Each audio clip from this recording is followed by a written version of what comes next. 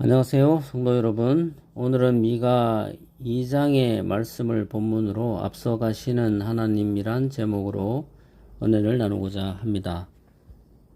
첫 번째, 이스라엘 백성들의 죄가 계속되어집니다. 어제 말씀드린 대로 미가서 1장과 2장의 말씀은 미가의 첫 번째 설교 부분입니다. 그 내용은 이스라엘의 심판과 회복에 대한 예언이죠. 그들이 심판받을 수밖에 없었던 첫 번째 죄는 하나님의 말씀을 귀 기울여 듣지 않은 것입니다. 오늘 2장에도 그런 내용이 계속 이어지고 있습니다. 2장 6절입니다. 그들이 말하기를 너희는 예언하지 말라. 표준 세번역에 보면 이렇게 번역되어 있습니다. 너희는 우리에게 예언하지 말아라. 하나님이 우리를 망신시킬 리가 없다. 영어 성경에는 이 부분을 간단하게 이렇게 표현하고 있죠. Stop preaching. 번역하면 설교를 그만하라는 것입니다.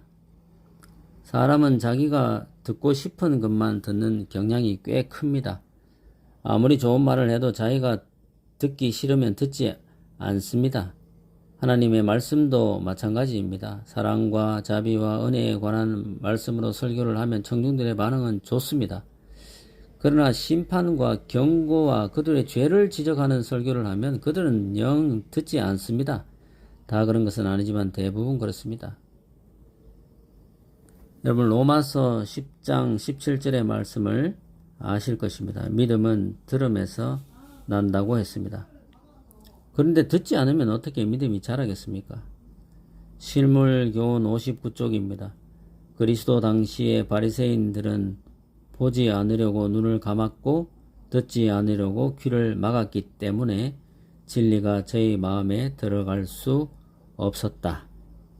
귀를 막고 있는데 어떻게 진리의 말씀이 마음 깊이 새겨지겠습니까? 각 시대의 대쟁투 606쪽입니다. 각 시대를 통하여 하나님께서는 당신의 종들을 보내어 세상과 교회 안에 있는 죄를 다 같이 책망하셨다. 그러나 사람들은 부드러운 말을 듣기 원하고 순수하고 솔직한 진리는 받아들이지 않는다. 여러분, 하나님 말씀에 부드러운 말씀과 딱딱한 말씀이 어떻게 구분되어 있습니까?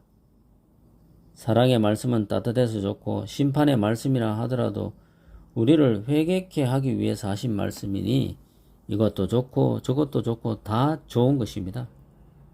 그러므로 하나님의 말씀이라면 우리는 귀를 열고 집중하여 들어야 합니다. 그래야 우리의 믿음이 자라나게 될 것입니다. 두 번째, 이들에 대한 하나님의 계획이 어떠했습니까? 이런 악행들을 보고만 계실 수 없어서 하나님께서는 그들에게 재앙을 내리기로 계획하십니다. 그런데 이 장면에서 재미난 표현을 발견하게 됩니다. 2장 3절입니다. 그러므로 여호와의 말씀에 내가 이 족속에게 재앙을 계획하나니. 하나님이 이스라엘을 가리킬 때 항상 사용하는 단어가 있습니다. 대부분 내 백성이라는 단어를 사용합니다.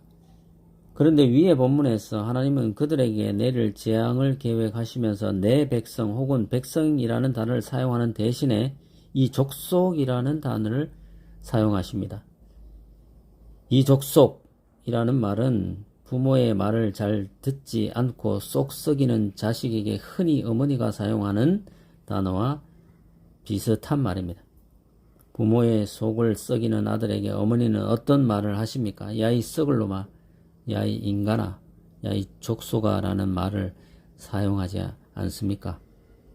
하나님께서도 이와 같은 마음으로 안타까워 하시면서 자신의 백성 이스라엘에게 야 이 족속아 라는 말을 사용하고 있는 것입니다.